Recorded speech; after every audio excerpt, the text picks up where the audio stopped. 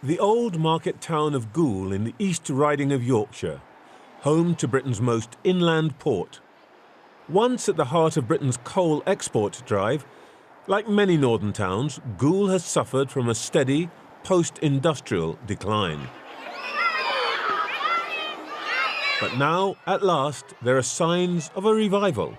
This morning, we're going to do a maths test. The 90-odd pupils here are a mix of those from families who have lived in Goole for generations. What about you? And newer arrivals attracted by a renewed sense of optimism in the area.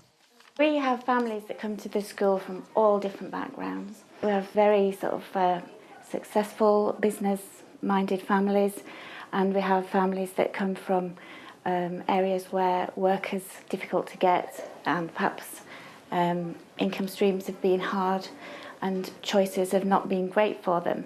And just watching them this morning, to be honest, you wouldn't be able to tell which is which. You can't tell which is which because they've got a lovely, vibrant personalities, and we try and instill through our school high aspirations and hope and the fact that, you know, the world is their oyster, really. And it isn't just the head teacher who's confident about the direction of travel. When you all grow up, what do you want to do? Do you want to stay living here in Goole, or would you move away? There's two things which I'd like to be, can't make my mind up. It's either a teacher or a train driver. Why train driver? Because I've loved trains ever since I was born, and it's just my favourite thing.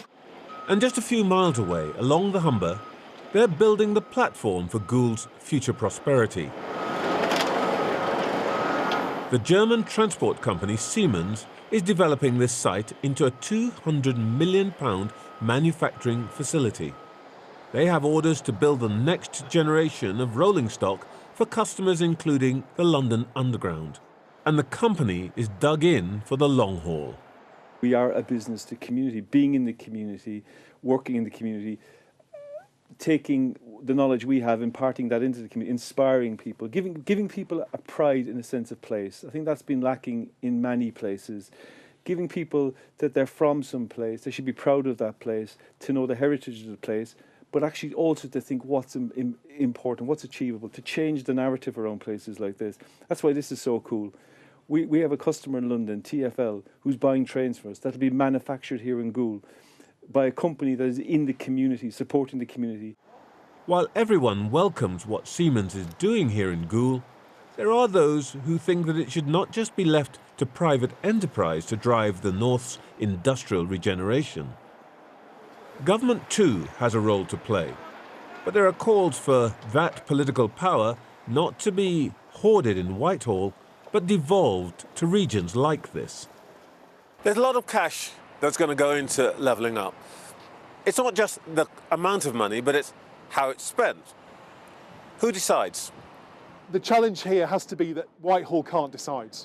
Whitehall can do many things well, and it can probably deal with the big businesses like Siemens, but when it comes to those more detailed discussions, a civil servant in Whitehall can never be across the detail of what's going to bring local SMEs, for instance, to the buildings behind me, which are going to be the clustering of businesses around this particular factory. And that does require local leaders to be more empowered, and it requires industrialists to have people there who they can deal with. You lot are too bright. Whatever the government's plans and future timetable for delivery, there is no doubting the impact one company is having here. Who can tell me about Siemens? It's a factory that makes trains and vehicles like this. They work really hard to make these trains and make different types of vehicles, and they try really hard, I guess.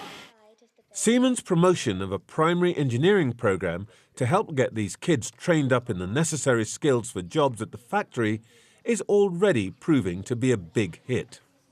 If big companies like Siemens keep investing in places like Goole, then I'm really optimistic, because they give opportunities for young people to invest in their own area if they want to, because there's the structures there to do that, and they can work at any level. They can do top level work within their own community, but they can also aspire to work internationally or go all over the world or have a, big ambitious ideas about being successful. It's almost impossible not to be uplifted by the optimism that we've found here. And it's not just the jobs or the new infrastructure. It is the sense that this town has found a purpose again and that it will have status and respect and even a bit of love. But to make levelling up work, this is going to happen in hundreds of places across the country. And if it doesn't, Boris Johnson and his government are going to pay a pretty high political price. It's high stakes for the Prime Minister as well, because this is what he'll be remembered by. Does he make levelling up a reality? He wants it to be a reality, but can he push it through government? Can he push it through Treasury? And there's real question marks there.